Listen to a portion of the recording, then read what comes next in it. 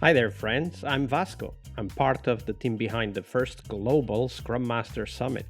If you're a Scrum Master, the Scrum Master Summit is a place to learn, to share, and to meet new friends. We will have lots of live sessions where you can meet and network with other Scrum Masters from all over the globe. So make sure you check it at bit.ly/SM Summit and the numeral 21. That's bit.ly/SMSUMMIT21.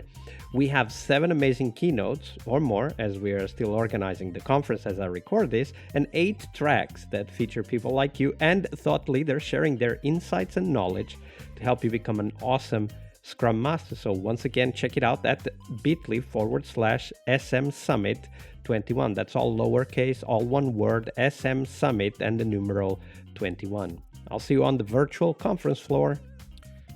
All right, now on to the show. Hello, everybody. Welcome to one more week of the Scrum Master Toolbox podcast. And this week, joining us from Waterford in Ireland is Sarah Fien. Hi, Sarah. Welcome to the show.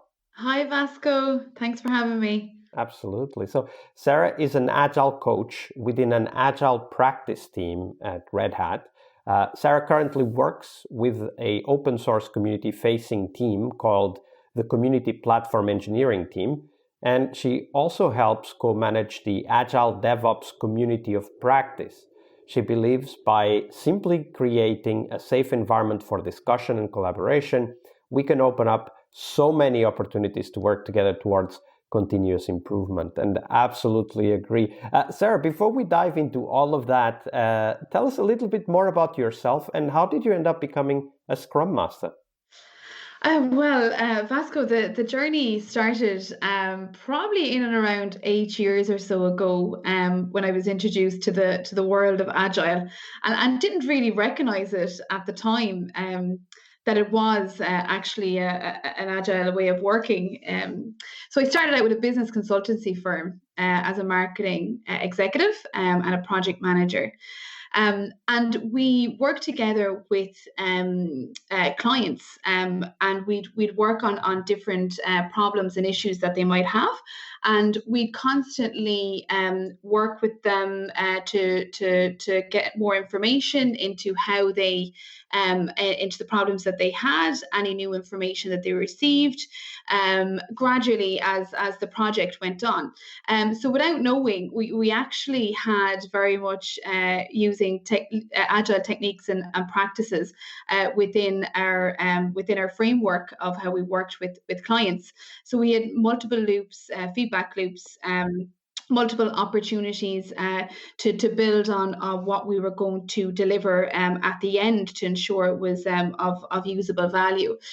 So we kicked off with that, and it was only when I got more so into the project management side of things 5 years ago that I recognized that a lot of what we were doing in a new organization was very much just did not seem like it was a great way of working. So it was the methodology at that time created a little bit of chaos. Nothing was being completed. We had very little control. And it just seemed like a very unhealthy way of working. Deadlines were given with no bearing, just picked out of the sky. The team were having no insight into the why, so why they were working on certain things and the value. No feedback, and a lot of the time, which was really hard to see, the team were sometimes seen as the scapegoats when things went wrong. So the reason why we're late, right? Yeah, exactly. And it always came back to that. So we knew there had to be a new way of doing this. And from my previous experience with working with the business consultancy firm, I knew there was a better way of working and a more human way of working. So I went back and did a little bit of research around it, and I found that what we were doing in the business consultancy firm actually had a name, and it was called Agile. And there was so much information around it, so many tools, tips, and practices, a great following community. So I was just blown away. It absolutely kind of blew my mind when I came across it. So I approached a colleague and asked if we could possibly do an experiment with a team that we had. We had a project that just came in, and we knew that we would usually be left to our own devices for about 3 months before anybody came knocking on the door to ask us how things were going, so that we did have the opportunity to build a new framework around what we were trying to deliver. So we did that, and one of my colleagues took on the role of the product owner, and I took on the role as the Scrum Master, and we brought the team together to discuss whether this was something that they would like to try and experiment with, and to give it a go.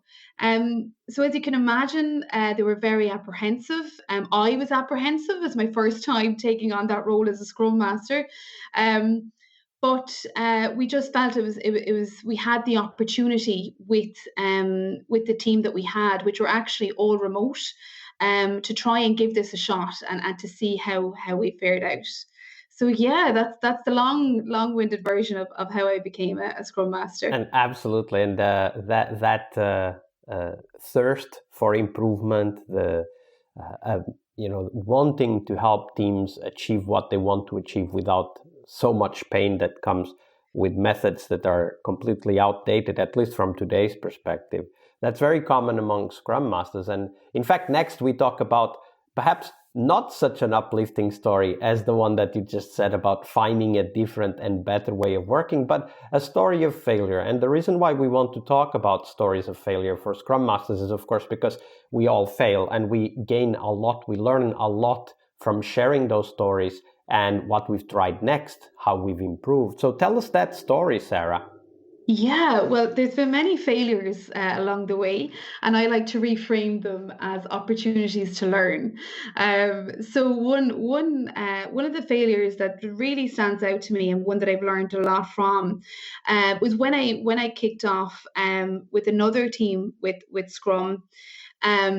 What I would describe as I threw the team straight into the deep end with no floats as a Scrum Master. So how I managed to do that was a team was newly formed together, and I knew they had some experience working within an agile framework using different techniques and tools, and I assumed that they were all on board with working within Scrum at that time. So I introduced myself on the call, and we discussed the project that we were hoping to work on together, what that might look like at the end, what success looks like, and how we might work together. And I came in with a very high level overview of how that was going to happen.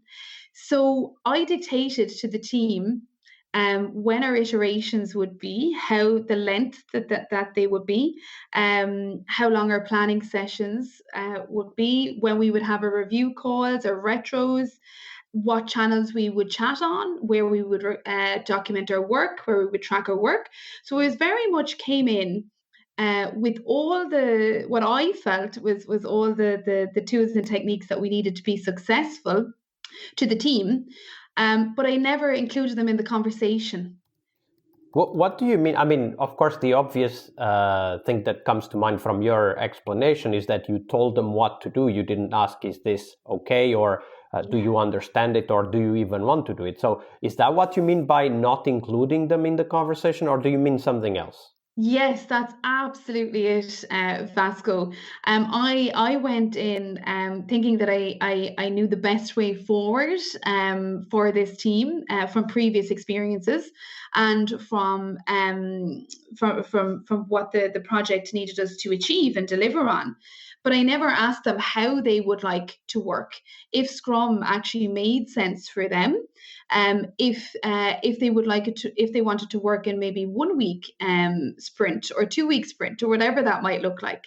So from the start, they were very unsure of my commitment to them as a Scrum Master, to be an advocate, to empower them, as I was just coming in with all the answers. So that was a huge learning curve for me. Well, what happened though? So you said they were unsure, but how did that look like in practice? How did the team react? Everybody was silent. Nobody spoke up. It was nobody engaged on that call. And I felt maybe they're kind of a little bit shy here, or they're unsure of something. So I caught up with the team members one-on-one, and I eventually came to learn that they just were very unsure of what was expected of them being part of a Scrum team. Some of them had never been a part of a Scrum team. They knew about it, but they knew about the framework, but they had never been involved in that setup or in that flow. So it was very much, I learned quite fast that I jumped too far ahead, and that I needed just to simply loop back in and have the conversation around, this is the team, these are the skills that we have, and this is what we're hoping to achieve. How do you think we're going to do it? So I went back to just the basics of it, whereby the team had the discussion, and I merely facilitated that discussion, where we were able to pin down very similar to flow of what I went in with at the beginning, but something that they felt they were comfortable with and that they had a say in. Absolutely. It comes to my mind, at least, that one of the things that we very often do as Scrum Masters who want to improve the world, it must be said, might sometimes be so excited and motivated that we often forget the world we are trying to improve. And for me, the biggest takeaway is exactly that, right? Like, as you said it, and you said it, I think, very well, include them in the conversation. In fact, as far as you can, try to have them lead the conversation, right? Like, what are we trying to do? Do we even agree what we are trying to improve, and then how we do it, right? Exactly. That's it. And from that, each ceremony that we attended, you could see them gradually opening up more and more, and having those discussions themselves. Instead of me trying to coax that out, they were actively engaging, which was amazing to see. Absolutely. Great story. Thank you for sharing that, Sarah. No problem. Monday is about what we learn from our obstacles and our failures. But tomorrow is Team Tuesday here on the Scrum Master Toolbox podcast. We explore teams and their journeys, the habits they develop that threaten their performance, how each of our guests helped their teams evolve, and the one key lesson they learned from that experience. We really hope you liked our show. And if you did, why not rate this podcast on Stitcher or iTunes? Share this podcast and let other Scrum Masters know about this valuable resource for their work. Remember that sharing is caring.